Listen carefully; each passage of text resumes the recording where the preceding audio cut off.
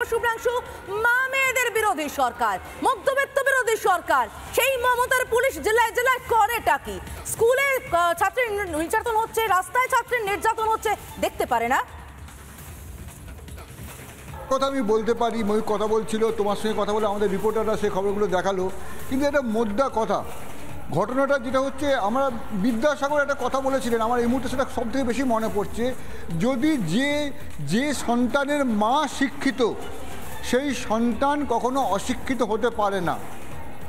তো আমাদের সমাজ ব্যবস্থায় আমরা চিরকাল এই বাংলা, এই পশ্চিমবাংলা যে কথা বলি, আমরা মাকে মেয়েদের মা মনে করি, এবং তার থেকে আমরা নতুন করে একটা ভারতের স্বপ্ন দেখি, যে ভারতের স্বপ্নে এই যে ছোটো ছোটো বাচ্চারা হবে, তাহলে আগে কি করতে হবে? মাকে শিক্ষিত করতে হবে, মা শিক্ষিত হতে হবে। আমাদের এখান থেকে গেছে, এর আগেও আমরা দেখেছি বাংলার যারা মা, তারা বড় হয়েছে, স্কুলে গেছে, বড় হয়েছে, এখন স্কুলে যেতে ভয় পাচ্ছে।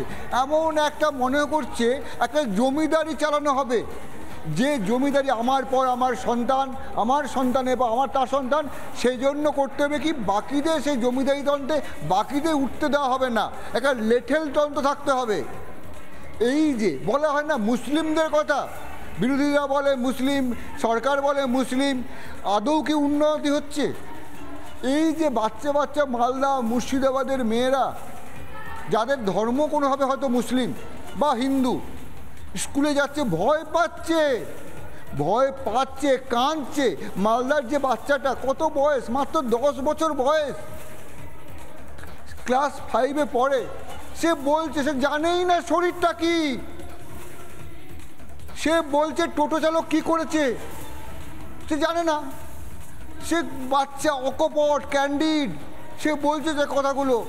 আর সেই টোটো চালক বুড়োধারী, সে গাড়ি চালাচ্ছে স্কুলের ছাত্রীকে, ডাল খোলা। কি হচ্ছে তামান্না, কি হচ্ছে? আমাদের যাকে বলছি উন্নয়ন করছি, আমরা চাইছি না মমতা সরকার। তারা চাইছে কিছু লোক বোমা বাঁধুক, তারা লড়াই করে মরুক, তারপর আমরা ধর্ম খেলবো, ধর্মের তাস খেলবো।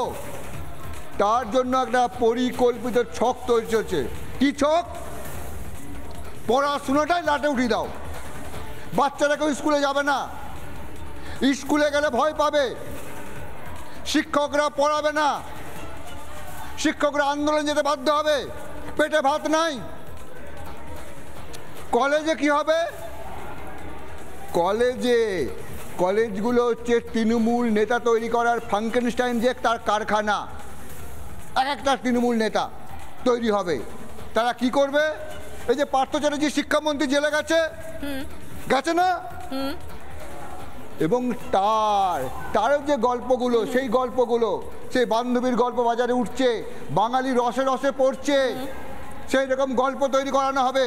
কলেজের গল্প আমাদের কষ্ট করে সহ্য করতে হচ্ছে।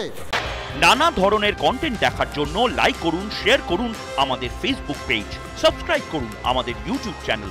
পাশাপাশি অন্যান্য ব্রেকিং নিউজের জন্য অবশ্যই চোখ রাখুন রিপাবলিক বাংলায়।